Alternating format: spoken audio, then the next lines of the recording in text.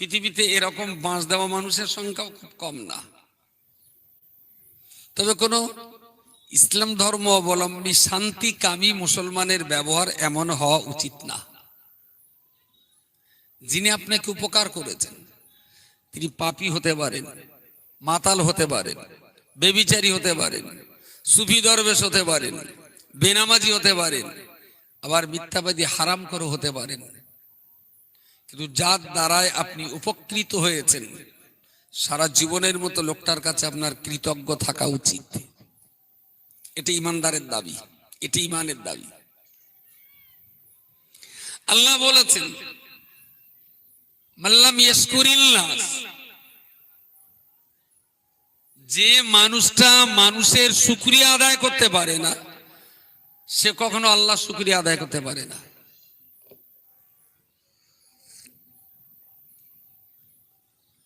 সবচেয়ে একটা কম দামি ছুরি বলেন যে খুব কম দামি ছুরিতে একটা কাজ করা সবচেয়ে কম দামি, অল্প ধার হলেই কাজটা মিটে যায়। কিরকম একটা কাজ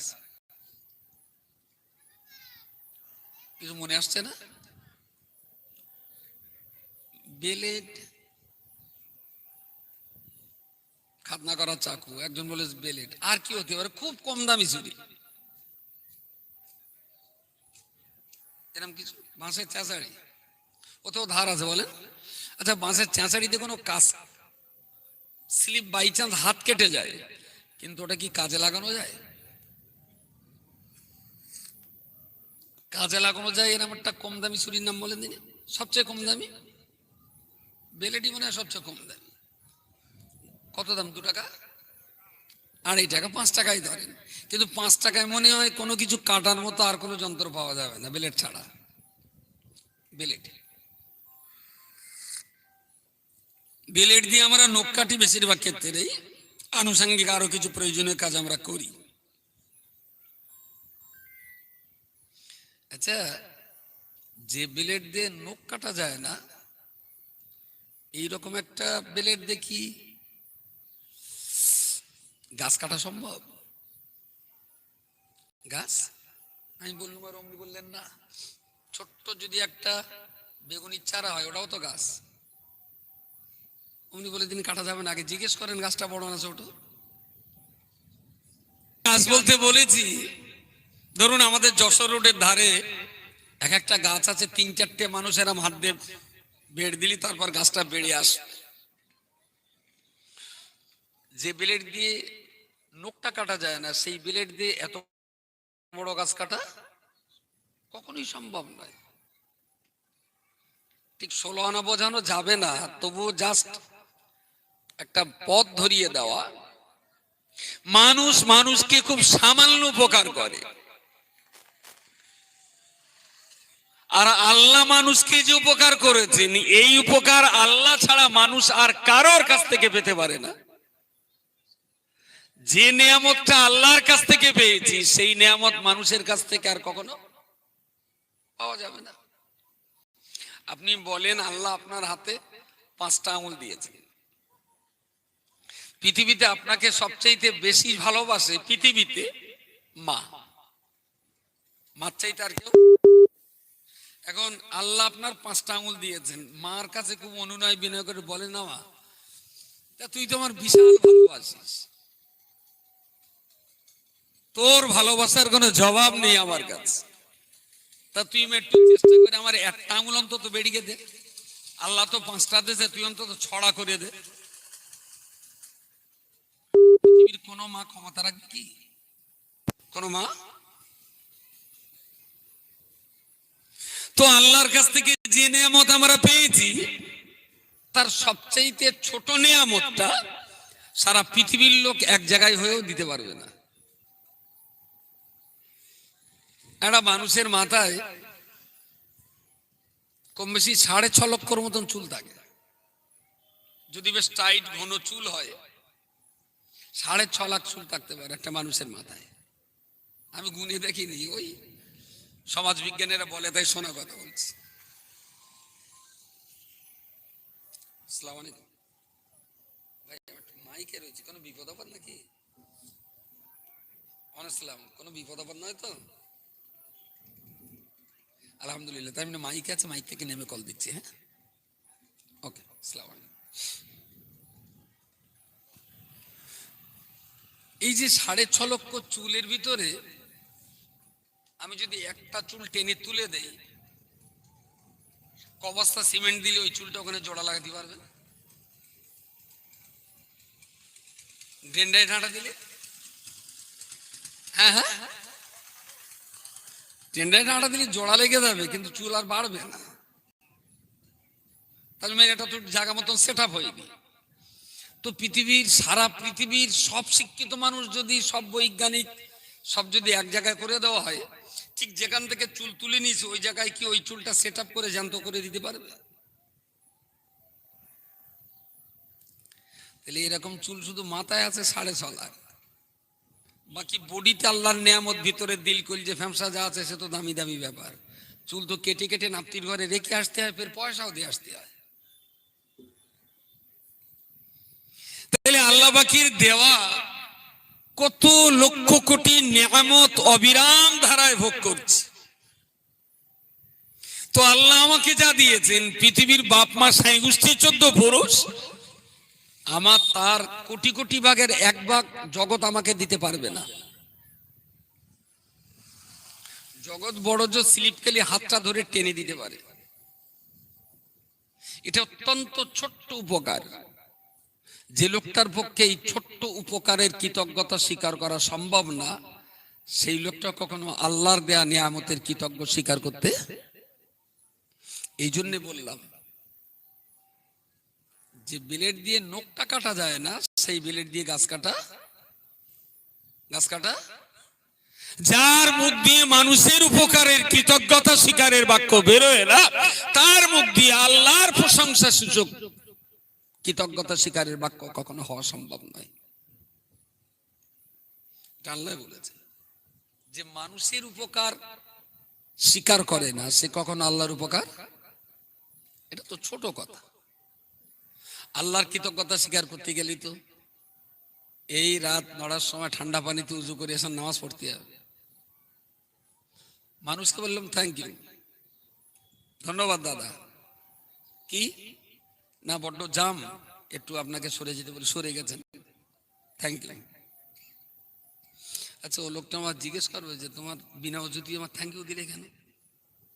হ্যাঁ হ্যাঁ, মানুষের থ্যাংক ইউ দিতে গেলে উজু করা লাগে না, গোসল করা লাগে না, পবিত্র হওয়া লাগে না। তো যে কোনো ভাবেই থাক না কেন, কাউকে থ্যাংক ইউ ওয়েলকাম বললে মানুষ খুব সন্তুষ্ট। কিন্তু আল্লাহ থ্যাংক ইউ দিতে গেলে তো ঠান্ডা পানিতে অজু করে জায়গা মতন দাঁড়িয়ে সেজদায় কপালে মাথাটা দিয়ে তবে বলতে হবে সুবহান রাব্বিয়াল আলা। তো যার বিনা উজিতে, যার মুখ দিয়ে থ্যাংক ইউ বেরোয় না, অজু করে সে সেজদায় মাথা দিয়ে সুবহান রাব্বিয়াল আলা বলে? আচ্ছা, আমার কথা মাথায় যাচ্ছে না মাথার উপর দিয়ে যাচ্ছে? অনেকের যেন মনে হচ্ছে টাওয়ারে পাচ্ছে না, যাচ্ছে? ওকে, যে কথাটা বলার জন্য আমার এতটা কথা বলা, বশিরের হুজুর আমাদের সৃষ্টিকর্তা না, তিনি আমাদের আল্লাহ না, তিনি আমাদের দেবতা না, তিনি আমাদের সৃষ্টিকর্তা, খালিক, মালিক, রুজি দেওয়ার মালিক তিনি না। তবে কি তিনি যে মালিককে চিনেছেন, আমরাও তার কাছ থেকে সেই মালিক চেনা শিখেছি। তাই যে মানুষটা অন্তত আল্লাহ চেনার পথে 152খানা কেতাব লিখে গেছেন, মাদ্রাসা তৈরি করে আমাদেরকে পড়বার উৎসাহ জুগিয়ে গেছেন, মক্তব তৈরি করে বাচ্চাদের কোরআনের তালিম দেওয়ার ব্যবস্থা করে গেছেন, যিনি পত্র পত্রিকা চালিয়ে ঘুমন্ত জাতির ঘুম ভাঙাবার চেষ্টা চালিয়ে গেছেন, তাহলে এই ধরনের একটা উপকারী মানুষের কৃতজ্ঞতা স্বীকার করা যারা উপকার পেয়েছেন তাদের জন্য জরুরি। আমার মনে হয়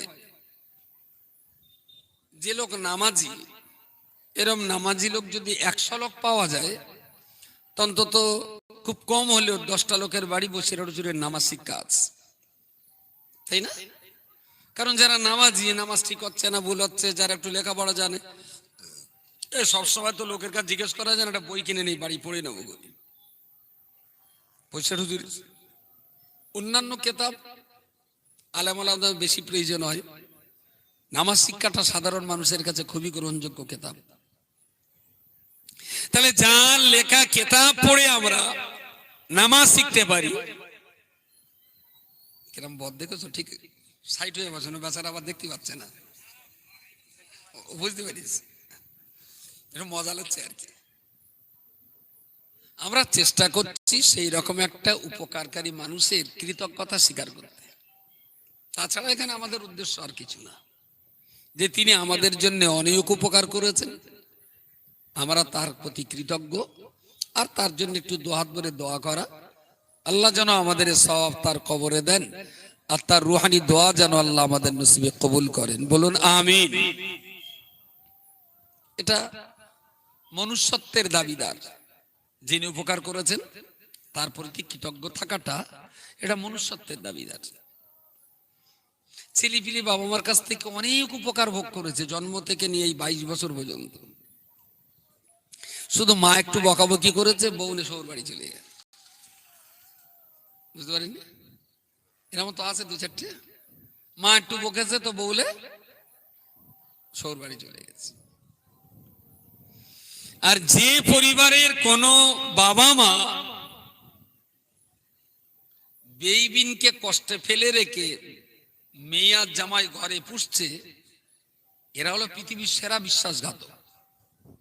তবে একটা টাইমে এদের ওই আগুনে জ্বলতে হবে, হোক সে আমার মেয়ে, হোক সে আমার জামাই। আমার বাড়ি থাকবে কেন?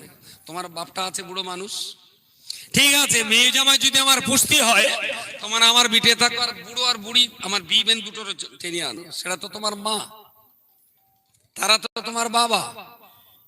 তুমি যদি তোমার বাপ মার সঙ্গে বেইমানি করতে পারো, আমি তো সাউরি, আমার তো যখন তখন বেইমানি করো, আমি তোমাদের বিশ্বাস করতে পারি না। আপনি লিখে রাখুন, যে সমস্ত সাউরিরা বেইবিনকে বিপদে ফেলে মেয়ে জামাই ঘরে পুষছে, এই সাউরির কপালে খবর আছে। একটা টাইমে শেষ বয়সে মেয়ে জামার হাতে ঝাঁটালাতি না খাওয়া পর্যন্ত আজরাইলির সঙ্গে দেখা হবে না। ও ঝাঁটালাতি বুড়ো বুড়ির খাতেই হবে মেয়ে জামাইয়ের হাতে। এটা হলো ওর বেইবিন, তার মানে ছেলের বাবা মার মনোকষ্টের বিস্ময় ফল, এটা নিতে হবে। তো যে বাবা মা সন্তানের অবাধ্য হয়ে বেরিয়ে গেছে, তারা নিশ্চয়ই চরম বিশ্বাসঘাতক। বাবা মার কাছ থেকে এত উপকার ভোগ করে সেই বাবা মাকে কষ্ট ফেলে রেখে কোনো ছেলে মেয়ে সুখ শান্তিতে ডুবে থাকতে পারে না, কখনোই সম্ভব নয়। আল্লাহ কোরআনের ভিতরে বলেছেন, ওয়াত্তাবিউ সাবিলা মান আনাবা ইলাইয়া, তোমরা পৃথিবীর সেই সমস্ত মানুষদের রাস্তা অবলম্বন করো যারা আল্লাহর পথে জীবন উৎসর্গ করেছেন, বলুন সুবহানাল্লাহ, একটু সবাই মিলে বলেন সুবহানাল্লাহ। যারা আল্লাহর পথে জীবন উৎসর্গ করেছেন, তোমরা তাদের পথ ধরো। প্রিয় শ্রোতা মণ্ডলী, আল্লাহ পাকের পথ অবলম্বন করে, আল্লাহ পাকের পথে যারা নিজেদের জীবন উৎসর্গ করেছে, এমন কয়েকটা ভাগে বিভক্ত করা যেতে পারে।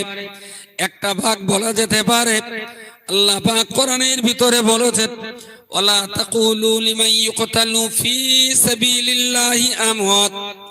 এই পৃথিবীর ইমানদার মানুষেরা, ওয়ালা তাকুলু লিমান ইউকতালু ফি সাবিলিল্লাহ, আল্লাহর পথে যারা কতল হয়েছে, আল্লাহর পথে যারা শহীদ হয়েছে, আমি আল্লাহ তোমাদের বলছি, ওয়ালা তাকুলু, তোমরা তাদের কোনদিনের জন্য মরা বলো না, বাল আহইয়াউন, তোমাদের দৃষ্টিতে মরা বলে তাদের কবরস্থ করেছো, কিন্তু আমার পথে শহীদ হয়ে যারা কবরস্থ হয়ে, তোমরা তাদের মরা বলে কবরস্থ করেছো ঠিকই, কিন্তু আমি বলছি ওরা মরার পরেও কবরে জিন্দা। জোরে বলুন সুবহানাল্লাহ। মাইকটা না খুব সেট আপ হয়নি আজকে, যে কারণেই হোক, কথা বলে ঠিক মজা লাগছে না।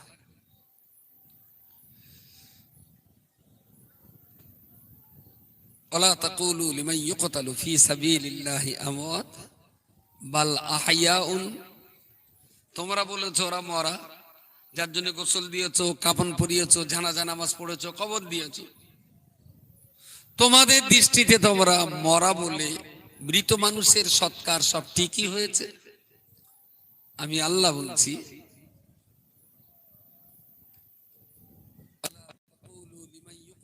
ফি সাবিলিল্লাহি আমওয়াত বাল বাল বাল আহইয়াউন। তোমরা তাদের মরা বললেও আমি আল্লাহ বলছি ওরা কবরের ভিতরে জিন্দা আছে। এইটা তো ভাই কোনো তাফসীরের কোনো গল্প না, কাহিনী না, নাটক না, এটা তো ডাইরেক্ট কোরআন। ইজমাও না, কিয়াসও না, হাদিস না, এটা ডাইরেক্ট কোরআন। আল্লাহ বলছেন বাল আহইয়াউন, তোমাদের চোখে তারা মরা হলেও আমি আল্লাহ আমার কাছে তারা জীবন্ত। আরো একবার বলুন সুবহানাল্লাহ। পরে বললেন ওয়ালাকিন লা তাশউরুন, ওরা আমার কাছে কি করে জানতো আর তোমাদের কাছে কি করে মরা, আর মরার পরে মানুষ কি করে জ্যান্ত থাকে, এই ব্যাপারটা তোমরা বুঝবে না। এই ব্যাপারটা তোমরা বুঝবে না। আচ্ছা, একটা 6 মাসের কচি এখনো কথা বলতে পারে না, ভালো করে কথা বলতে পারে না, খেতে পারে, পেশাব পায়খানা করতে পারে, হাসতে পারে, কাঁদতে পারে, কিন্তু কথা বুঝতে পারে না। ওকে আপনি তাজমহল বোঝাতে পারবেন? তাজমহল বোঝার যোগ্যতা ওর আছে? আপনি ব্যাখ্যা দিতে পারবেন, কিন্তু ও কিচ্ছু বুঝবে না তাজমহল। তো তাজমহল বুঝতে গেলে মিনিমাম 12-14 বছর বয়স হলে, কিন্তু ইতিহাসের বই দিলে, এবারে কিছু গল্প কাহিনী শুনিয়ে দিলে সে বুঝবে, ও আচ্ছা আচ্ছা, তাহলে জীবনে একবার অন্তত তাজমহলটা দেখতে হবে। এর পিছনে এত পরিশ্রম আছে, এটা ভারতবর্ষের একটা বিখ্যাত জায়গা, একবার যাব। কিন্তু 6 মাসে কচির কাছে যদি 6 মাস ধরে তাজমহলের ব্যাখ্যা দেন, ও কোনোদিন বলবে একটু তাজমহলে যাব? তার মানে আপনি ওকে তাজমহল বোঝাতে ব্যর্থ, আর ও তাজমহল বুঝতে ব্যর্থ। সম্ভব নয়। 6 মাসের বাচ্চাকে তাজমহল বোঝানো যতটাও সম্ভব, আমাদের পক্ষে মানুষ মরে কবরে কি করে জ্যান্ত থাকে যুক্তিতর্কে আমাদের পক্ষে বোঝাটা ততটাই অসম্ভব। তবে বিশ্বাস একটাই, আল্লাহ বলেছেন জ্যান্ত, তো আমিও বলছি ওটা জ্যান্ত থাকবে। জোরে বলুন সুবহানাল্লাহ। কি করে জ্যান্ত থাকবে? খায় কি, পায়খানা করে কোথায়, ওর ভেতরে কম্বল পাবে কোথায়, গরম লাগলে পাকা নিকো, বেঁচে থাকার জন্য কত জিনিস লাগে। এখন যদি এই প্রশ্ন করেন, আমি বোঝাতে পারবো না, কারণ নিজেও তো বুঝিনি যে এই কবরের ভিতরে মানুষ কি করে জ্যান্ত থাকবে, আমি নিজেও তো বুঝিনি। শুধু এইটা বুঝি যে আল্লাহ বলেছেন জ্যান্ত, তা আমিও বলছি যারা শহীদ হয়েছেন তারা মরার পরেও কবরে জ্যান্ত থাকেন। যদি বুঝতে চাই, তাহলে 6 মাসের বাচ্চাকে তাজমহল বোঝানো আর কবরে মরা লোক কি করে জ্যান্ত থাকে আপনাকে বোঝানো, দুটো এক সমান। ওয়ালাকিন লা তাশউরুন, আল্লাহ নিজেই বলেছেন যে তোমরা বুঝবে না, কিন্তু আমি আল্লাহ বলছি ওরা জানতো। এটা তোমাদের বোঝার দরকার নেই। আল্লাহ পাক রব্বুল আলামিন কোরআন শরীফের অপর একটা জায়গায় বলেছেন, ওয়ালা তাহসাবানাল্লাযীনা কুতিলু ফি সাবিলিল্লাহি আমওয়াত, তোমরা সেই সমস্ত মানুষদিগকে মরা বলে কখনো ধারণা করো না, বাল আহইয়াউন, বরং আমি আল্লাহ বলছি ওরা জীবন্ত। যারা ইসলামের জন্য শহীদ হয়েছে, ধর্মের জন্য যারা জীবন কোরবানি দিয়েছেন, ওদেরকে তোমরা মৃত বলে কখনো ধারণা করো না। আমি আল্লাহ বলছি বাল আহইয়াউন, মৃত বলে তোমরা কবর দিয়েছো। আর আমি আল্লাহ বলছি মৃত ধারণা করো না। শহীদ বান্দা কবরে যাওয়ার পরেতেও বাল আহইয়াউন, কবরের ভিতরে তারা জ্যান্ত রয়েছে। ইনদা রাব্বিহিম ইউরযাকুন, ওরা শুধুমাত্র কবরে জ্যান্ত থাকে না, বরং আমি আল্লাহর পক্ষ থেকে আমার শহীদ বান্দাদের কবরে খাবার পাঠাই। সুবহানাল্লাহ বলেন, সুবহানাল্লাহ বলেন। ইনদা রাব্বিহিম ইউরযাকুন, আল্লাহ বললেন আমার দেওয়া খাবার তারা কবরে শুয়ে খায়, আমি তাদের খাবার পাঠাই। কিন্তু কবরের পাশে কোন নালাতে খাবার যায় খুঁজে পাওয়া যাবে? কোথাতে পানি যায়? কিন্তু আমাদের জ্ঞান তো বুঝবো না যে মানুষ কবরেও জ্যান্ত থাকতে পারে, কিন্তু তারপরেও আল্লাহ যেহেতু বলেছেন, আল্লাহর কথা অবিশ্বাস করার কোনো জায়গা নেই। আমরা বিশ্বাস করি মানুষ মরার পরেও শহীদ বান্দারা কবরে জ্যান্ত থাকে। প্রথম আয়াতে আল্লাহ বলেছেন ওয়ালা তাকুলু, পরের আয়াতে আল্লাহ বলেছেন ওয়ালা তাহসাবান্না। প্রথম আয়াতে আল্লাহ বলেছেন বাল আহইয়াউন ওয়ালাকিন লা তাশউরুন, পরের আয়াতে আল্লাহ বলেছেন বাল আহইয়াউন ইনদা রাব্বিহিম ইউরযাকুন। দুটো আয়াতে একই বিষয় নেই, দুই রকম। একটাই বললেন ওয়ালা তাকুলু, তোমরা বলো না, ওদেরকে মরা বলো না। পরের আয়াতে আল্লাহ বলেছেন ওয়ালা তাহসাবান্না, তোমরা ওদেরকে মরা বলে ধারণাটাও করো না। মরা বলা আর মরা মনে করে ধারণা করাটাও ঠিক না। প্রথমে আয়াতে আল্লাহ বলেছেন ওয়ালাকিন লা তাশউরুন, ওরা কবরে কি করে জ্যান্ত থাকে তোমরা এটা বুঝবে না। পরের আয়াতে আল্লাহ বলেছেন ইনদা রাব্বিহিম ইউরযাকুন, ওরা আমার পক্ষ থেকে খাবার পায়, আমার পক্ষ থেকে রিজিক আমি আল্লাহ ওদের কবরে পাঠাই। আরো একবার বলুন সুবহানাল্লাহ। কাদের কথা বলেছি? যারা ইসলামের জন্য আল্লাহর পথে নিজেদেরকে কোরবানি দিয়েছেন, শহীদ হয়েছেন। হামজার মতো মানুষ, খাব্বাবের মতো মানুষ, মুসআব বিন উমাইরের মতো মানুষ, যারা ইসলামের জন্য জীবন উৎসর্গ করেছেন, শান্তির জন্য জীবন বিলিয়ে দিয়েছেন, তাদের জন্য এই সুসংবাদ।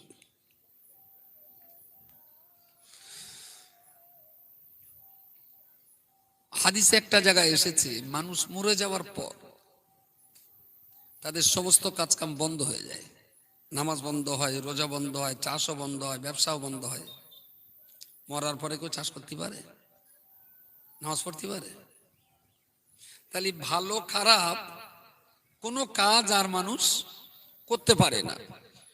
তো হাটকুড়ো লোক 10 কাঠা জমি চাষ করত, তিনি মরে গেছে, জমিতে আর চাষ হবে? হাটকুড়ো তো ছেলেও নেই মেয়েও নেই, ওই জমিতে আর চাষ হবে না। তো মরার পরে মানুষের সব কাজ বন্ধ হয়ে যায়। আল্লাহ বলেছেন 3টে কাজ চালু থাকে। কাজ চালু থাকে মানে কাজের বদলা চালু থাকে। হাটকুড়ো মরে গেল, তার মানে চাষও বন্ধ হলো। হাটকুড়ো জ্যান্ত অবস্থায় চাষও করতেন, ধানও পেতেন। হাটকুড়ো লোক মরে গেছে, চাষও বন্ধ, ধানও বন্ধ। আল্লাহ 3টে জায়গায় বলেছেন চাষ বন্ধ হলেও ধান বাকায়দা তার গলায় উঠবে। সুবহানাল্লাহ বলেন। চাষ বন্ধ কিন্তু চাষের লাভ তিনি পেতেই থাকবেন।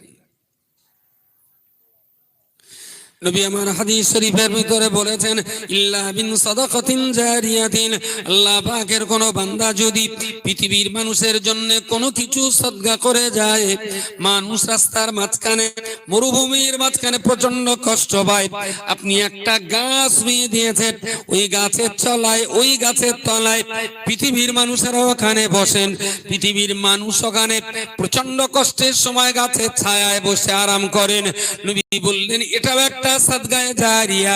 আপনি যে গাছটা লাগিয়ে কবরে চলে গেছেন, আপনার গাছতলায় বসে বসে যতদিন পর্যন্ত মানুষ উপকার ভোগ করবেন, ততদিন পর্যন্ত এই উপকারের সওয়াব আপনার আমলনামায় পৌঁছাবে।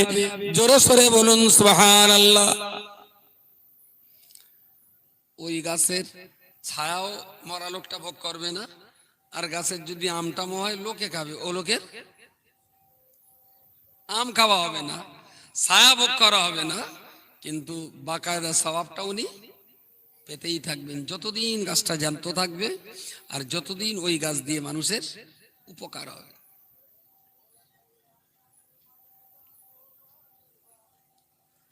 আচ্ছা, কেউ যদি রাস্তার ধারে বেশ সুন্দর সাজিয়ে গুছিয়ে বিছুটি গাছ লাগিয়ে মরে যায়, আর এই বিছুটি গাছ যার গায়ে লাগে তার চুল করে, এই লোকটার খবরে কি হতে পারে? হ্যাঁ না, এরা তো গালাগালি দিয়ে, লোকটার কি হবে খবরে? এরা গাছে হাত দিয়ে যখন এদের যেরকম চুল করবে, ও যে কবরে থাকবে ফেরেশতা ওরকম চুলকুনি স্বাদ মিটকে দেবে। এ গাছ লাগিয়েছিল মানুষের উপকারের জন্য, কবরে শুয়ে শুয়ে তার সওয়াব পাবে। এ গাছ লাগিয়েছিল মানুষের কষ্ট দেওয়ার জন্য, কবরে শুয়ে শুয়েও কষ্টই পাবে। তাহলে মানুষের উপকার করাটা ইবাদত, মানুষের কষ্ট না দেওয়াটাই ইবাদত। তাহলে আমরা যত মানুষের উপকার করব, আর মানুষকে যত বেশি কষ্ট লাঘব করাতে পারবো, আল্লাহ আমাদের তত ভালো বলবেন, পৃথিবীটা তত শান্তি হবে, পৃথিবীটা তত শান্তি হবে। এই জন্যই তো ইসলামকে বলা হয় শান্তির ধর্ম।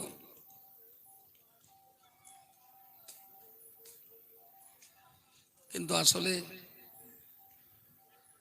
মানুষ যদি বুঝদার না হয়, আপেলও লাল, আর একটা কি ফল আছে মাকাল ফল, মাকাল ফল, ও পেকে গেলে লাল হয়, ভেতরে জাতা থাক, বাইরে আপেলের মতন। এখন জ্ঞানের অভাবে কেউ যদি আপেল মনে করে,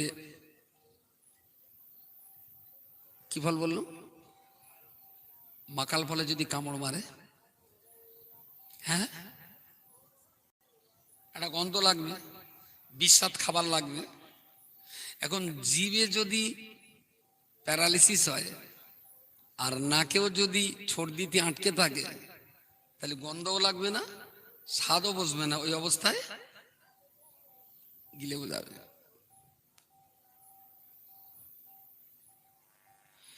দ্বিতীয় নম্বর, প্রিয় নবী আমার হাদিস শরীফের ভিতরে বলেছে,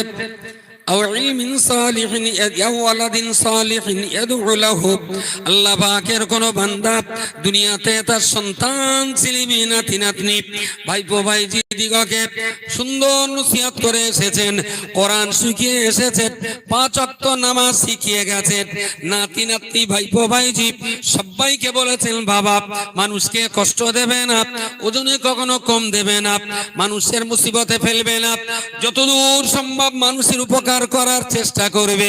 পৃথিবীর মানুষের সঙ্গে এমন ব্যবহার করো না যে মানুষ তোমার দ্বারায় কষ্ট পেয়ে, মানুষ তোমার কারণে যেন তোমার জন্য বদদোয়া না করে। এরকম বাচ্চা কাচ্চা শিখিয়ে উপদেশ দিয়ে ভালো কথা বলে লোকটা কবরে চলে গেছে।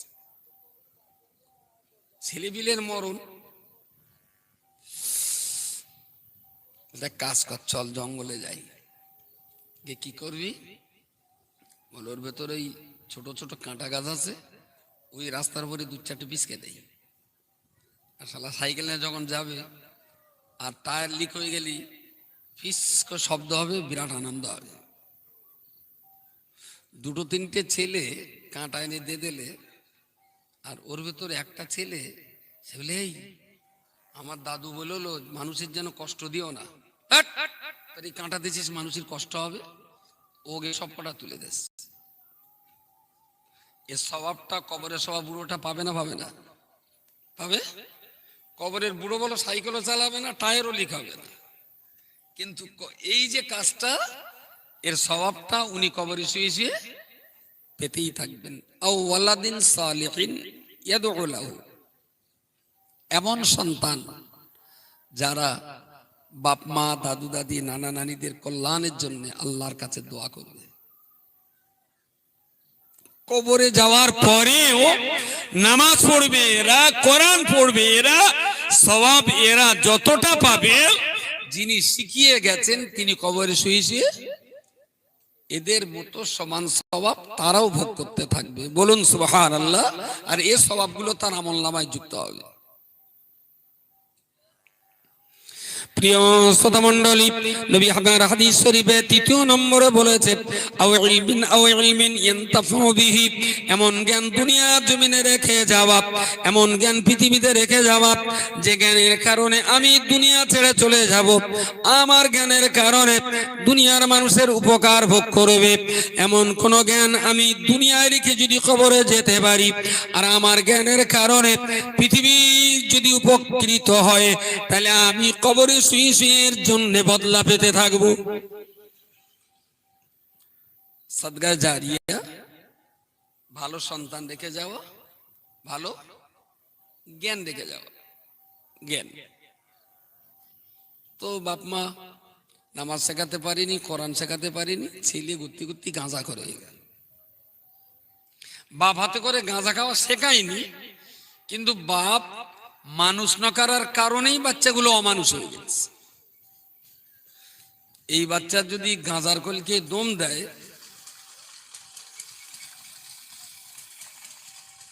কবরে বাপ দাদারা এই গাঁজার কমিশন পাবে না? পাবে না?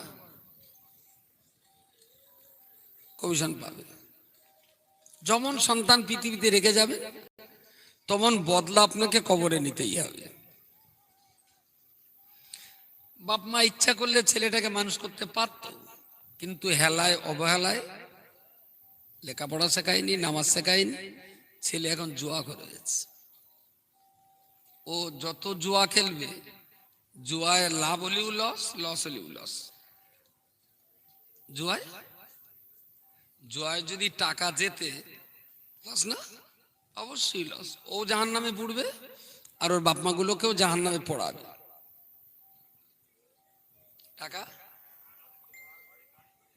দেখেন দিনই কচি বাড়িও হয়, মেটেও হয়। মেটে কচি হয় না? আর আপনি কোন কচি বাপ হবেন? মেটে কচির আব্বা হবেন? হন্তা বলেন, লাইন করে দেয় একটা। আরে হালাল টাকায় বাড়ি হবে, হারাম টাকায় বাড়ি হবে। চাদর হারাম টাকা দিয়েও কেনা যায়, হালাল টাকা দিয়েও কেনা যায়। তবে হালাল টাকার চাদর গায়ে দিয়ে নামাজ হবে, হারাম টাকার চাদরে নামাজ হবে তো গরম দুটোতেই হবে। হালাল টাকার চাদরেও গরম হবে, হালাল টাকা হারাম টাকা যাই হোক চাদরে গরম হবে, কিন্তু নামাজটা ঘর মধ্যে সে ঘরে ঘুমলি ঘুমও হবে, কিন্তু ওই ঘরে কোনো ইবাদত কখনো হবে না। প্রিয় শ্রোতা মণ্ডলী, বসিরহাটের বড় মাওলানা আল্লামা রুহুল আমিন রাহমাতুল্লাহ আলাইহি, তিনি তার জীবনে ওয়াজ-নসিহতের মধ্য দিয়ে দেশের জনগণকে অসংখ্য উপদেশ দান করে গেছেন। জিকির ফিকিরের মধ্য দিয়ে দেশের জনগণের তালিমে তাসাউফের রাস্তা তিনি দেখিয়ে গেছেন। তিনি দেশের জনগণের কল্যাণের জন্য, দেশের কল্যাণের জন্য একাধিক পত্র পত্রিকা তিনি পরিচালনা করে গেছেন। দেশের জনগণের স্থায়ী ইলমে দ্বীনের রাস্তা পাইয়ে দেওয়ার জন্য আল্লামা রুহুল আমিনকে নাকে গোটা জীবন ভর কিতাব লিখে 152 খানা কিতাব মুসলমানদের উপহার দিয়ে গেছেন। ও বান্দা মনে রাখুন, গোটা বাংলার মুসলমানদের ভিতরে যারা হুজুর আল্লামার কিতাব পড়ে যারা উপকৃত হচ্ছেন, হুজুরের কিতাব পড়ে যারা নামাজ শিখছেন, হুজুরের কিতাব পড়ে যারা হারাম খাওয়া ত্যাগ করছেন, হুজুরের কিতাব পড়ে যারা পিতামাতার সেবা যত্ন করছেন, হুজুর আল্লামার কিতাব পড়ে যত আলেমেরা ওয়াজ নসিহত করছেন, আমরা যত ভালো কাজ করি না কেন, এই প্রত্যেকটা ভালো কাজের কমিশন আল্লামা রুহুল আমিন কবরে শুয়ে পেতেই থাকবে। তো এমন একজন বিজ্ঞ ব্যক্তিত্ব, পশ্চিমবাংলার 152খানা বই লেখা লোক অনেক আছে, সাহিত্য লেখা লোক আছে, নাটক লেখা লোক আছে, উপন্যাস লেখা লোক আছে, গল্প লেখার অনেক লোক আছে। কিন্তু পূর্ব জমানার কেতাবপত্রের দলিল আদেল্লা দিয়ে দিনের পথের জ্ঞানের কেতাব লেখা কটা লোক আছে বলে? খুব কমই আছে বাঙালিদের ভিতরে। ইসলামের উপরে 152খানা কেতাব লেখাটা পশ্চিমবঙ্গের বাঙালি সম্প্রদায়ের ভিতরে এরকম মানুষ খুব কম। আর হুজুরের কেতাব কখনো কখনো একটা কেতাব লিখতে 60-70টা কেতাব পড়ে তবে একটা কেতাব লিখতে হয়েছে। কলমাতুল কুফর কেতাবটার ভিতরে ওরকম 70-80খানা কেতাবের হাওলা দেওয়া আছে।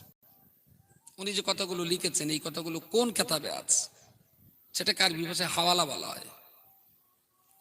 তো তিনি এই যে দিনের জ্ঞান রেখে দুনিয়া ছেড়ে বিদায় নিয়েছেন, আর আমরা তার রেখে যাওয়া সেই জ্ঞানের দ্বারাতে উপকৃত হচ্ছি, তাহলে সব আমাদেরও, আরে সওয়াব তারও পাওনা। তাহলে তিনি যদি লিখে না যেতেন তাহলে আমাদের সব তো আমরা অর্জন করতে পারতাম না। তার জন্য আমরা তার কাছে কৃতজ্ঞ। আল্লাহ তাকে কবরের মাটিতে ভালো রাখুন, তার রুহানি দোয়া যেন আল্লাহ আমাদের নসিবে কবুল করুন। মরা মানুষকে এই জন্য স্মরণ করতে হয়, স্মৃতিসভা এই জন্যই করতে হয়। তবুও তো বৈশাখ সব কেতাব তো বাঙালি মুসলমান আমরা তো পড়ি না। আর এটাও ঠিক, হুজুরের বই পড়তে গেলে মিনিমাম একটু মাধ্যমিক লেভেলের জ্ঞান থাকলে তাহলে বোঝা যাবে। এখনকার দিনের কথা বলছি, এখনকার দিনে 2, 3, 4 পর্যন্ত পড়ে হুজুরের বাংলা বই, উচ্চ মাধ্যমিক হলে আরো ভালো হয়। জি, ভাষাগুলো একটু হার্ড ভাষা, আর উনি একটু সাধু ভাষায় লেখা পছন্দ করতেন, তো সেইভাবেই লিখেছেন। এই জন্য হুজুর আল্লামার কেতাব পড়তে গেলেও একটু পড়াশোনা করা লাগে। একেবারে যারা অন্ধ অজ্ঞ তাদের পক্ষে হুজুরের কেতাব পড়াও, বাংলা পড়তে পারলেও তার সারমর্ম বুঝতেই পারবে না। তাহলে বসিরহাট হুজুরের কবর জিয়ারত করা এক জিনিস, বসিরহাট হুজুরের নামে জিন্দাবাদ দেওয়া এক জিনিস, আর বসিরহাট হুজুরের কেতাব পড়ে নিজে 16 আনা মানুষ তৈরি হওয়াটা আর এক জিনিস। এক্ষুনি বসিরহাট হুজুরের আদর্শের, দাদা হুজুরের আদর্শের মানুষ যদি 1 কোটি থাকে, আদর্শের মানে যদি বলি সিলসিলায়ে ফুরফুরা শরীফ সবাই বলবে জিন্দাবাদ, যদি বলি দাদা হুজুরের মতবাদ সবাই বলবে জিন্দাবাদ, যদি বলি আল্লামা হুজুরের কেতাব সবাই বলবে জিন্দাবাদ। জিন্দাবাদ বলতে তো খুব একটা পড়তে হয় না, বলেন, খুব একটা লেখাপড়া করতে হয় না, ও স্রোতের টানে হয়ে যায়। এইরকম ভক্তদের ভিতরে 10 জন কেতাব পড়ে বলে আমার মনে হয় না, 10 জনও বই পড়ে না। আবার যারা একটু লেখাপড়া জানেও বা তাদের ভিতরে 10 জনও বই পড়ে না। আর যারা লেখাপড়া জানে না তারা তো হুজুরের কেতাবের নামই জানে না। বুরহানুল মুকাল্লিদিন, সায়েকাতুল মুসলিমিন, হানাফি ফিকা তত্ত্ব, এই ধরনের কেতাবগুলোতে, এই ধরনের কেতাবগুলো সাধারণ মানুষের জন্য, ওগুলো আলেমদের জন্য, যারা টাইটেল পাস করার পর বাড়তি জ্ঞানের জন্য, যাকে স্টাডি বলা হয়, স্টাডি করার জন্য বসিরহাট হুজুরের এই কেতাবগুলো খুব জরুরি, খুব জরুরি। রদ্দে শিয়া, রদ্দে বেদাত, অসাধারণ কেতাব লিখেছেন, কিন্তু কেতাবগুলো পড়ার লোক নেই। আর ওই কেতাব পড়তে গেলে যে প্রাথমিক জ্ঞানটা লাগে সেটাও তো মুসলমানদের নেই। যদি থাকতো তাহলে বলে এরকম সর্বনাশটা হতো না আমাদের। দুটো সর্বনাশ, যারা মারপেট থেকে অন্ধ হয়ে জন্ম নিয়েছেন এরা এক অন্ধ, আর যারা মারপেট থেকে চোখ নিয়ে জন্মগ্রহণ করেছেন কিন্তু লেখাপড়া না শিখে অন্ধ। কথাটা কি বোঝাতে পারলাম? চামড়ার চোখের অন্ধ হওয়া আর কলবের জ্ঞানের চোখে অন্ধ হওয়া, এই দুটো অন্ধের ভেতরে বিপজ্জনক কারা? যারা থ্যাংক ইউ লেখাপড়ায় যারা অন্ধ, এরা হলো মুসলমানদের জন্য অত্যন্ত বিপজ্জনক। আপনি রাগ করেন আর যাই করেন, সেটা সত্য কথা আমার বলতেই হবে। যারা বিনা চোখে জন্ম নিয়েছেন অন্ধ লোক, ওরা নিজেরা কষ্ট পায়, মানুষকে কষ্ট দেয় না।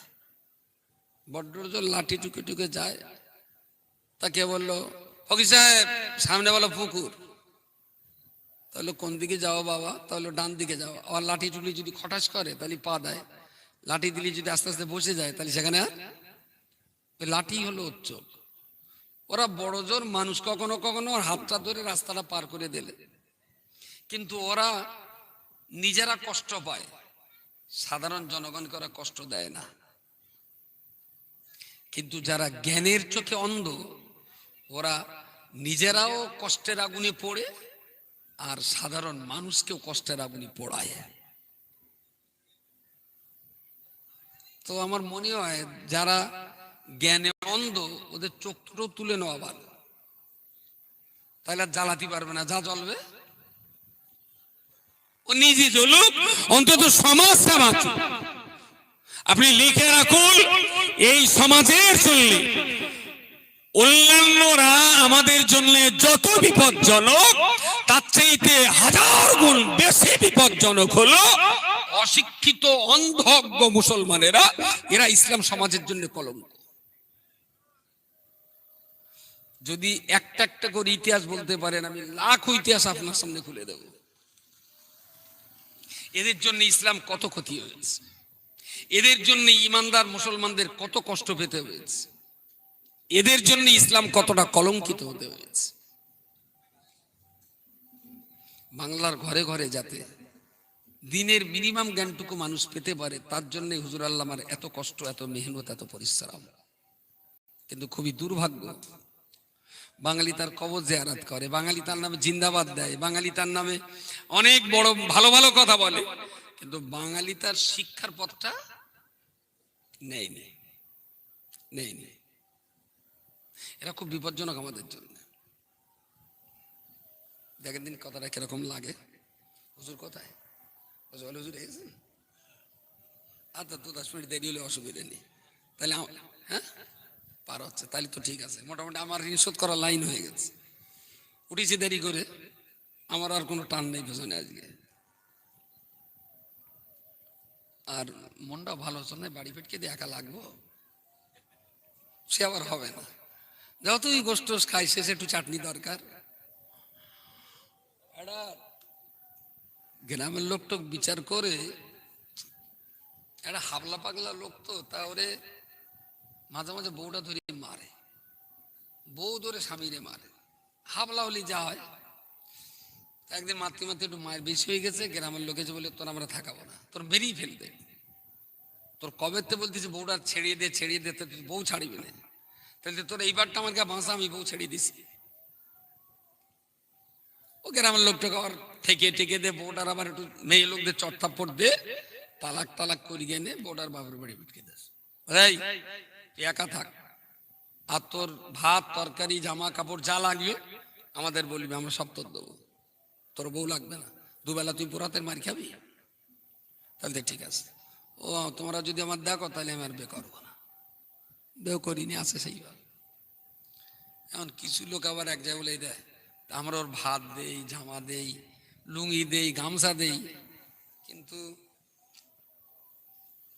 ওর গিন্নির কাছে যেটা পেত সেটা তো কারোর কাছে পাবে না। তা কি হয় বল দিনি? আবার দু চারটে বুড়ো টুড়ো বললে, তো এক কাজ করো, আর আমার একটু একটু হাবলি পাগলি পেনাটা মেয়ে দেখি বেঁধে দাও, ও যেন আমার বুদ্ধি কম, ওর একটা বুদ্ধি কম মেয়ে দাও, তাহলে আর ওর মারদারটা খাতে হবে না বুড়ো বয়সে ওরা। তা মোটামুটি ও যেরকম হাবলা টাইপই, ওরকম একটা হাবলি টাইপ খুঁজে বের করে গ্রামের লোক ওর বেঁধেস আছে, ভালো সংসার হচ্ছে ওর, আর মারধরে খাওয়ার হাত থেকে মোটামুটি বেঁচে গেছে। অনেকদিন পর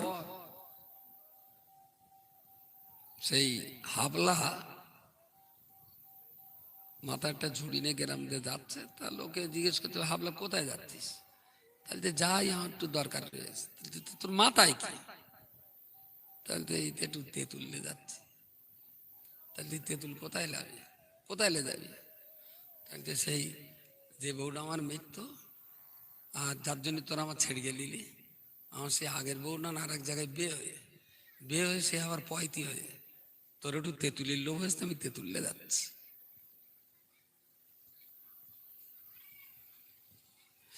আচ্ছা, এর ন্যূনতম কোনো বোধ বুদ্ধি আছে বলে মনে হয়? বোধ বুদ্ধি? প্রথম কথা, যে বউ ছেড়ে দিয়েছে আমি তার কাছে যাবো কেন? দ্বিতীয় কথা, ও টক খাবার লো হচ্ছে যে কারণে, ও বীজতলায় তো আমি বেগুনির চারা রুই, চারা রুইছে তো অন্য লোকে, যে চারা রুইছে সেইটি সার মাটি দেখে আমি কেন সার মাটি দিতে যাবো? কোনো হুঁশ বুদ্ধি আছে? পশ্চিমবাংলার মুসলমানদের প্রায় অশিক্ষিত, অজ্ঞ, আনপড় চরিত্র প্রায় সেই জায়গায়, প্রায় সেই জায়গায়।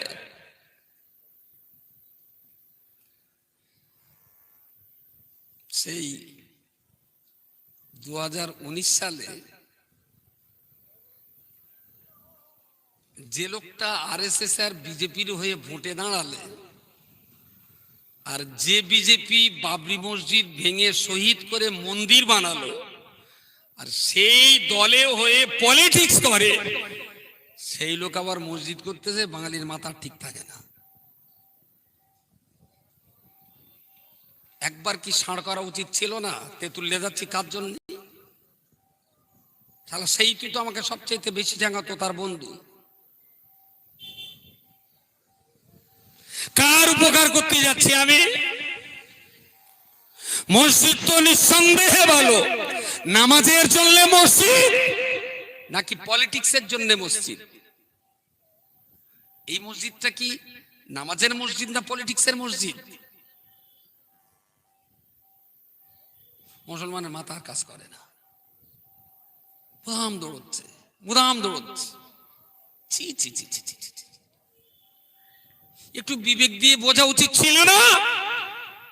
যারা তোমার জানের দুশ্মন, যারা তোমার মসজিদ ভেঙে মন্দির করলো, যারা তোমাদেরকে দেশ থেকে তাড়াবার জন্য দিন রাত ধরে মিথ্যা কথার প্রপাগান্ডা রটাচ্ছে, তাদেরই বন্ধু মসজিদ করে যা তুমি সেই মসজিদে যাচ্ছ, তোমার শরম করে না?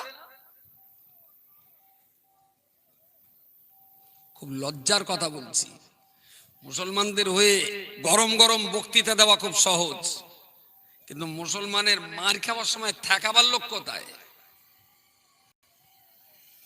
ভারতবর্ষে বাস করবেন আর সৌদি আরবের তেলান স্টিমেন্ট নিয়ে চলবেন, নিজেরা কিন্তু নিজেদের পায়ে কুরুল মারা হচ্ছে। আমি গভীর ভাবে ভাবতে বলছি। হ্যান করবো, ত্যান করবো, এটা করবো, সেটা করবো। যদি ঘুরিয়ে জিজ্ঞেস করি, তা খালু তোমার আছে কি?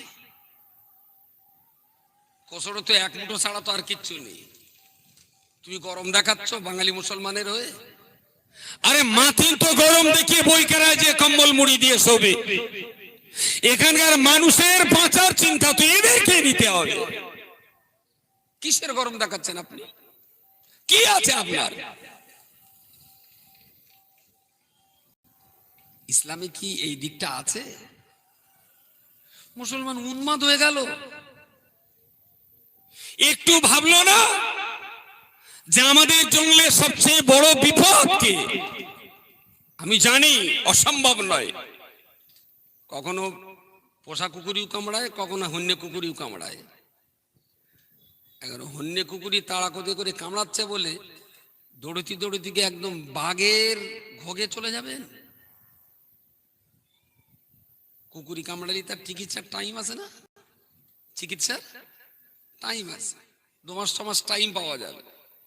আর কুকুরি কামড়াচ্ছে বলে হুতো সে দৌড়িয়ে গিয়ে দেখে সামনে বাঘ, এবার কি করবি শালা?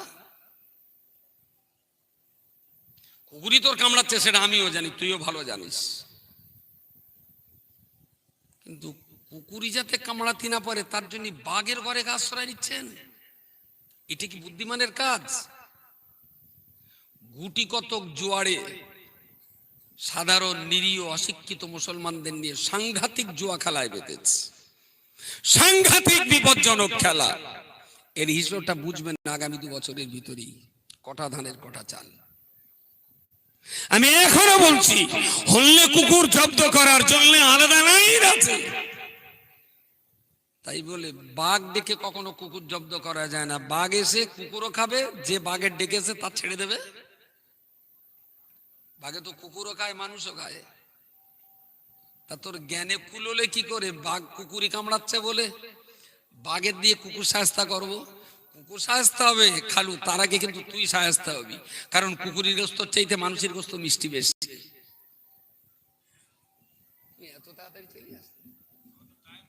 হ্যাঁ, তুমি তো না ফেল করে 10টা 7। হ্যাঁ, একটা চেয়ার দাও, একটা চেয়ার দাও। চেয়ার আছে, চেয়ার আছে। দুটো লেপকে তখন তখন ভালো হয়নি। এখানে একজনের পাশে একজন। তো আমি খুব ভাবতে অনুরোধ করছি, ছোট বয়সে যদি চোখে পড়ে তা মনে পড়বে হয়তো কখনো বা, ওই যারা ডাক ধরতো না, ডাক এক ধরনের ওই এরকম চৌকো চৌকো কাঠের ফ্রেমের মাঝখানে সুতো দিয়ে ফাঁদ করা, আর ওই ফাঁদ এরকম 1-1.5 কাঠা জমি গোর করে পেতে উড়ির মাঝখানে আর একটা ডাক ওরা বেঁধে রাখতো। আর ওই ডাকটা কুক করে ডাকবে, আর ওই ডাকে অন্য পাখিরা যখন আসতে যাবে, ডাক পাখি অন্য ডাক পাখি যখন আসতে যাবে ঢুক থেকে ওই ফাঁদে পড়ে যাবে। তো 20টা ডাক ধরতে গেলে বলো একটা ডাক পুষতে হয়। যে ডাকের কুকু করা ডাকে আপনিও কুকু করছেন, এই ডাকটা আবার আরএসএস এর পোষা ডাক না তো? তাহলে আর বাংলায় কোনো মুসলমান যায় যে দিন রাত 24 ঘন্টা মুসলমানদের জয় করার জন্য দিন রাত ধরে চেল্লাচ্ছে? সে আর বাংলার সঙ্গে মুসলমানের শত্রু যারা তাদেরই খাতির হতে পারে, মুসলমানের বন্ধুর কোনো খাতির হতে পারে না তো? আমি ঘুরিয়ে বলছি, আরএসএস চাচ্ছে হিন্দু মুসলমান দল করে দিতে, তাই না? আরএসএস চাচ্ছে দুটো ভাগ করে দিই, যত ভাগ হবে তত আরএসএস এর কি হবে? লাভ হবে, কোপাতি সুবিধা হবে, মুসলিম শূন্য করতে সহজ হবে। তো আরএসএস চাচ্ছে হিন্দু মুসলমান আলাদা করে দাও। আমি যদি বলি আমরা মুসলমান এক হয়ে যাব, তাহলে আরএসএস সঙ্গে আর আমার পার্থক্য কোন জায়গায়? মুসলমান এক হওয়া মানে হিন্দু লোকগুলো কথা বলেন তাহলে উদ্দেশ্যটা কাজে সফল হলো। আপনি এক হয়ে কি গোড়ার ডিম করবেন? আপনার ভোট তো 14টা, কি কামাই করবেন আপনি এক হয়ে? রাস্তা তো একটাই, ওরা বিভাজন করেছে। আর আমরা যদি তার পাল্টা হিন্দু মুসলমান শিখ ইসাই মিলেমিশে থাকি, তোর মন্দিরে তুই পূজা কর, তোর গির্জায় তুই যিশুর প্রেয়ার কর, আমার মসজিদে আমি ইবাদত করি, যার ধর্ম তার কাছে, লেকুন দিন কুমলিয়া দিন। এদেশে হিন্দু ছিল, খ্রিস্টান ছিল, বৌদ্ধ শিখ পার্সিয়ান ছিল, মুসলমান ছিল, এটা আমাদের সবার দেশ, আমরা সবাই থাকবো। যারা বলছে মুসলমান তাড়াও, তারা আরএসএস। কেউ যদি বলে ভারত থেকে হিন্দু তাড়াও, কথা বলেন, এরা আরএসএস এর পোষা গুন্ডা। যত বিভাজন হবে সবচেয়ে বেশি ঠকবে মুসলমানরা, যত ভাগ হবে ঠকবে কিন্তু মুসলমানরা। 5 ভাই, একটা ডাক্তার, একটা মাস্টার, একটা জলঘর করে, একটা ভ্যান চালায়, আর একটা ওই পরের দোকানের কর্মচারী। 5 ভাই রোজগার করে এক জায়গায় দেয়, বাপ মা সংসার চালায়। বড় ছেলেটা বলে যে আমি আলাদা হব, পারা যায়, কারণ ওর টাকা আছে, ডাক্তার। মেজেটা যদি বলে আলাদা হব, পারা যায়, ও মাস্টার, মাসে 40-50 হাজার পায়। সেই যেটা যদি বলে আলাদা হবো, তাও পারা যাবে, জলকর করে, বুঝতে পারেননি? তারপর এটা যদি আলাদা হয় খানিকটা, যে ভ্যানটা চালায়, কিন্তু যে পরের দোকানের কর্মচারী ৬,০০০ টাকা চাকরি করে, এ যদি বলে দুনিয়ার মুসলমান একাও, তাহলে এর কাছে ছড়ার কিছু হবে? এই চারটের বিপদে পড়ে কেডা? বিপদে আপনি কোন জায়গায় আছেন? ডাক্তারে, মাস্টারে, জল করে, ভ্যানে না লেবারে? তাহলে আপনি দল করছেন কোন লজ্জায়? আপনার উচিত ছিল নাকি একে সংসারে থাকা? সবার ভারতবর্ষ, এখানে সবাই থাকবে, কাউকে তাড়ানো হবে না। তবে আপনি এখানে ঠিকঠাক বাঁচতে পারবেন। যত গরম দেখাবেন, আমরা হ্যান করব ত্যান করব, কোন কেউ গরম করে দিয়ে সবাই চলে যাবে ঘরে, নিজের আগুনে আপনাকেই জ্বলতে হবে। দিনের শেষে কথাটা মনে রাখবেন। আগুন লাগানো খুব সহজ, কিন্তু নেবানো অত্যন্ত কঠিন। আগুন নিয়ে খেলবেন না, অনুরোধ করছি, আগুন নিয়ে খেলবেন না। অন্য কুকুরি কামড়াচ্ছে, তার জন্য একটা লাঠি দরকার, খেটে দরকার, তার জন্য উপযুক্ত জবাব দরকার। কিন্তু কুকুরির কামড় সহ্য না করতে পেরে যদি বাঘ ডাকি সুন্দরবন থেকে, তাহলে মনে রাখি সুন্দরবনের বাঘ কুকুর খাবার আগে তোরে আগে খাবে। বাকি তুই চালাক না আমি বোকা, এটা ইনশাল্লাহ হাসরের মাঠে আল্লাহর কাছে বিচার হবে। ত্রুটি বিচ্যুতির জন্য ক্ষমা চেয়ে নিচ্ছি। আর মাওলানা বলবেন, আর কথা দাও, ওরা আর কথা দাও, পুষকে দেবেন আপনাদের। আর ওরকম শেষের দিক হলি না, আর যদি ওর লিগার একবার বের হয়, ও সব দিন আবার ওর লিগার বের হয় না। তো উনি কথা বলবেন, আমি একটু বলে রাখি, আমাদের মাদ্রাসাগুলোতে যারা বাচ্চা ভর্তি করবেন, আগামী কাল পর্যন্ত তাদের লাস্ট ডেট আছে ফর্ম ফিল আপের। বোর্ড অফ ইসলামিক এডুকেশনের সাইটে যেয়ে ফর্ম ফিল আপ করুন।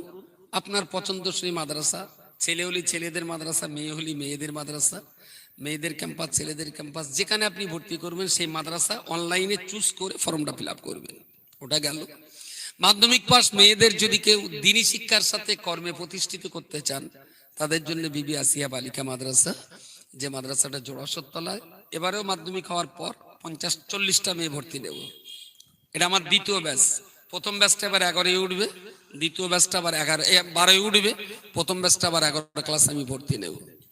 3 নম্বর, নতুন যে প্রতিষ্ঠানটা তাকওয়া হিফজুল কোরআন কলেজ, এখানে ভর্তি হবে 9-10 বছরের বাচ্চা। এই বাচ্চাগুলোকে আমরা 3 বছরের গ্যারান্টি সহকারে হাফেজ করব ইনশাআল্লাহ। সেই রকম টেস্ট করিয়ে নেওয়া হবে, এবং এই বাচ্চাগুলো ইংলিশ আর আরবিকে অনার্গল কথা বলতে পারবে। আমাদের এই 3টে প্রজেক্ট, ইংরেজিতে কথা বলা, আরবিতে কথা বলা, পুরো কোরআনটা মুখস্থ পড়তে পারা, একদম মুখস্থ। এই 3টে কাজের জন্যই 9-10 বছরের বাচ্চা আমরা ভর্তি নেব। 3 বছর আমাদের টাইম হেফজ করাবার জন্য। তো যদি কারোর বাচ্চা উপযুক্ত থাকে, আমরা কালকেই লঞ্চ অনলাইন ফর্মটা আমরা লঞ্চ করব, ফর্ম ফিল আপ করতে পারেন। তবে এখানে একটু চার্জ বেশি। অনলাইনে ফর্ম ফিল আপ চার্জ 500 টাকা, আর ছেলে যদি চয়েস হয় ভর্তি ফি 20,000, মাসিক 10,000 টাকা। যদি আপনার বাচ্চা গরিব হয়, 10,000 টাকা যদি মাসে নাও দিতে, সাহায্য হবে খালু, তার আগে কিন্তু তুই সাহায্য হবি। কারণ কুকুরের গোস্ত চাইতে মানুষের গোস্ত মিষ্টি বেশি। এত তাড়াতাড়ি চলে আসছে? হ্যাঁ, তুমি তো না ফেল করে 10টা 7। হ্যাঁ, একটা চেয়ার দাও,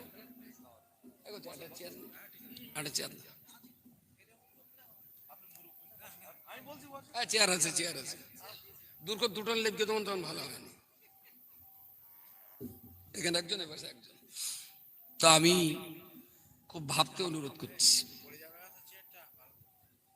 ছোট বয়সে যদি চোখে পড়ে তা মনে পড়বে হয়তো কখনো, বা ওই যারা ডাক ধরতো না, ডাক এক ধরনের ওই এরকম চৌকো চৌকো কাঠের ফ্রেমের মাঝখানে সুতো দিয়ে ফাঁদ করা, আর ওই ফাঁদ এরকম 1-1.5 কাঠা জমি গোল করে পেতে উড়ির মাঝখানে আর একটা ডাক ওরা বেঁধে রাখতো। আর ওই ডাকটা কুক কুকুরে ডাকতে, আর ওই ডাকে অন্য পাখিরা যখন আসতে যাবে, ডাক পাখি অন্য ডাক পাখি যখন আসতে যাবে, ঢুক থেকে ওই ফাঁদে পড়ে যাবে। তো 20টা ডাক ধরতে গেলে বলো একটা ডাক পুষতে হয়। যে ডাকের কুকু করা ডাকে আপনিও কুকু করছেন, এই ডাকটা আবার RSS এর পোষা ডাক না তো? তাহলে আর বাংলায় কোনো মুসলমান যায়? যে দিন রাত 24 ঘন্টা মুসলমানদের জয় করার জন্য দিন রাত ধরে চেল্লাচ্ছে, সে আর বাংলার সঙ্গে মুসলমানের শত্রু যারা তাদেরই খাতির হতে পারে, মুসলমানের বন্ধুর কোনো খাতির হতে পারে না। তো আমি ঘুরিয়ে বলছি, আরএসএস চাচ্ছে হিন্দু মুসলমান দল করে দিতে, তাই না? আরএসএস চাচ্ছে দুটো ভাগ করে দিই, যত ভাগ হবে তত আরএসএস এর কি হবে? লাভ হবে, কোপাতি সুবিধা হবে, মুসলিম শূন্য করতে সহজ হবে। তো আরএসএস চাচ্ছে হিন্দু মুসলমান আলাদা করে দাও। আমি যদি বলি আমরা মুসলমান এক হয়ে যাব, তাহলে আরএসএস সঙ্গে আর আমার পার্থক্য কোন জায়গায়? মুসলমান এক হওয়া মানে হিন্দু লোকগুলো কথা বলেন, কথা বলেন, তাহলে উদ্দেশ্যটা কাজে সফল হলো। আপনি এক হয়ে কি গণার ডিম করবেন? আপনার ভোট তো 14টা, কি কামাই করবেন আপনি এক হয়ে?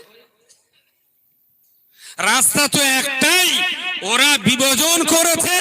আর আমরা যদি তার পাল্টা হিন্দু মুসলমান শিখ ইসাই মিলেমিশে থাকি, তোর মন্দিরে তুই পূজা কর, তোর গির্জায় তুই যিশুর প্রেয়ার কর, আমার মসজিদে আমি ইবাদত করি, যার ধর্ম তার কাছে, লেকুন দিন কুমলিয়া দিন। এদেশে হিন্দু ছিল, খ্রিস্টান ছিল, বৌদ্ধ, শিখ, পার্সিয়ান ছিল, মুসলমান ছিল, এটা আমাদের সবার দেশ, আমরা সবাই থাকবো।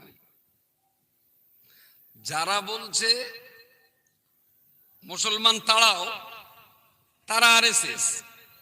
কেউ যদি বলে ভারত থেকে হিন্দু তাড়াও,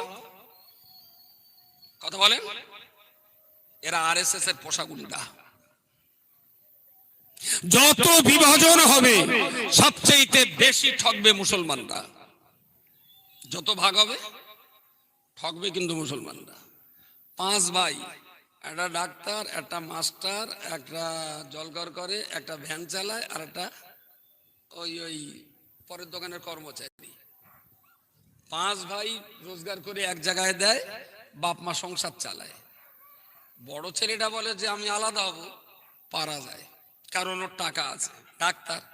মেজেরা যদি বলে আলাদা হব, পারা যায়, ও মাস্টার, মাসে 40-50 হাজার পায়। সেই যেটা যদি বলে আলাদা হবো, তাও পারা যাবে, জলকর করে, বুঝতে পারেননি? তারপর এটা যদি আলাদা হয় খানিকটা, যে ভ্যানটা চালায়, কিন্তু যে পরের দোকানের কর্মচারী 6,000 টাকা চাকরি করে, এ যদি বলে দুনিয়ার মুসলমান এক হও, তাহলে এর কাছে ছড়ার কিছু হবে? এই চারটের বিপদে পড়ে কেডা? বিপদে আপনি কোন জায়গায় আছেন? ডাক্তারে, মাস্টারে, জল করে, ভ্যানে, না লেবারে? তাহলে আপনি দল করছেন কোন লজ্জায়?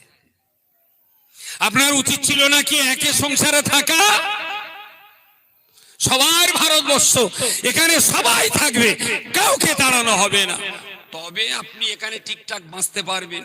যত গরম দেখাবেন, আমরা হ্যান করব, ত্যান করব, কোনো কেউ গরম করে দিয়ে সবাই চলে যাবে ঘরে, নিজের আগুনে আপনাকেই জ্বলতে হবে। দিনের শেষে কথাটা মনে রাখবেন, আগুন লাগানো খুব সহজ, কিন্তু নেবানো অত্যন্ত কঠিন।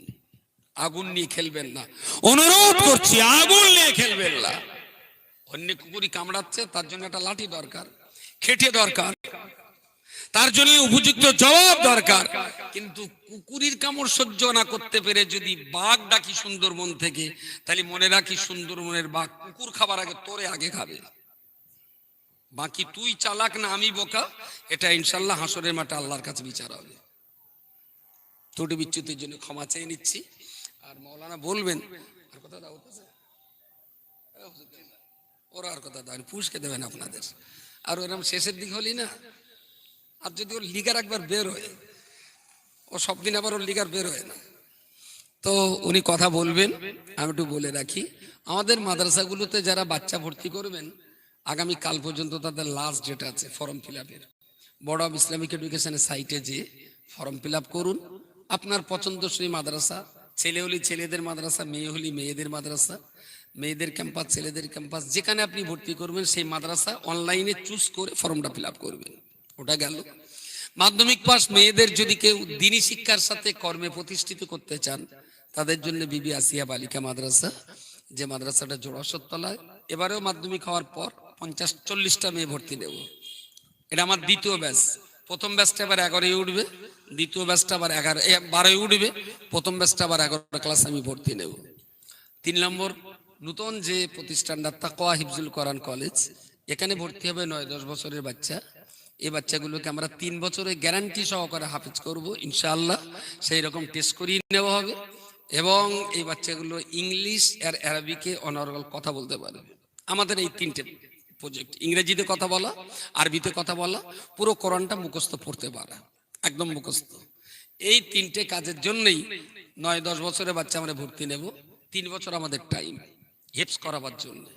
তো যদি কারোর বাচ্চা উপযুক্ত থাকে, আমরা কালকেই লঞ্চ অনলাইন ফর্মটা আমরা লঞ্চ করব, ফর্ম ফিল আপ করতে পারেন। তবে এখানে একটু চার্জ বেশি, অনলাইনে ফর্ম ফিল আপ চার্জ 500 টাকা, আর ছেলে যদি চয়েস হয় ভর্তি ফি 20,000, মাসিক 10,000 টাকা। যদি আপনার বাচ্চা গরিব হয় 10,000